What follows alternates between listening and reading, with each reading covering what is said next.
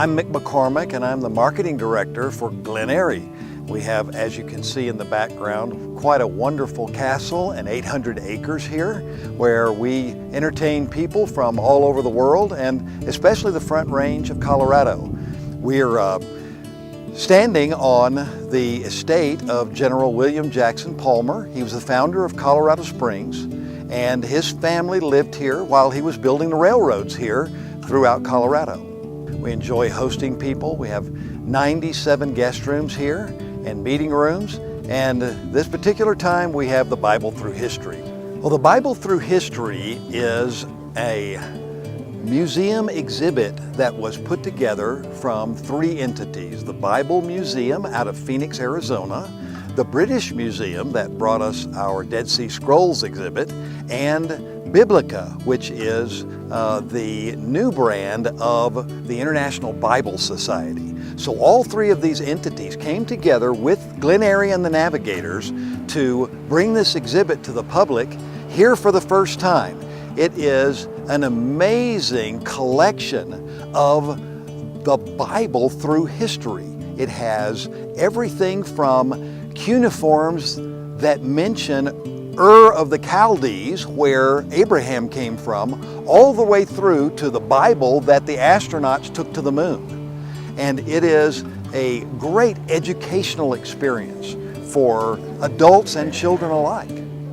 One of the goals with Bibles Through History is to lay all the early texts side by side, to let people walk from the beginning of Scripture all the way to American printings and beyond. Patrons are able to enjoy, feel, touch some of the earliest and most important scriptures known to man. The most expensive book in the room is the Wycliffe manuscript. It's the very first time the New Testament was ever done in English. Now, it's almost impossible to read for those of you that read like Canterbury Tales. We refer to that English as Chaucerian English. The second book that I think of right off the top of my head is the Erasmus 1516, because that was the one that corrected all the errors of the established church that allowed it to run rapid. And then the first edition, first issue, first printing of the King James Bible is on display in there. Why the kids will love it and why the adults, I think, will love the exhibit is for the Dead Sea Scrolls. To be able to see just even a tiny bit of what this great discovery was about and the science behind it and how things were put back together again. It's amazing just to see actual bits of the Dead Sea Scroll and just kind of imagine them working all that back together and making sense of it all. It's just amazing. It's terrific. I thought it was cool seeing all the different Bibles, like the first editions of everything. That's really cool.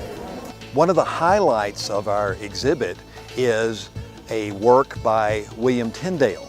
Tyndale is called the father of the English Bible, and we have an original Tyndale Bible from the early 1500s. And it is amazing to see how the history of the English Bible moves along from the Morning Star of the Reformation, John Wycliffe, to Tyndale, and then with Martin Luther, and then moving on to the King James Version, where we have an original King James He Bible. There are only 9 of those left in the world, and we're exhibiting a full King James 1611 original Bible in front of our great fireplace in the Castle Great Hall. One of the more fascinating books that we have in the Great Room is called the Eliot Indian Bible.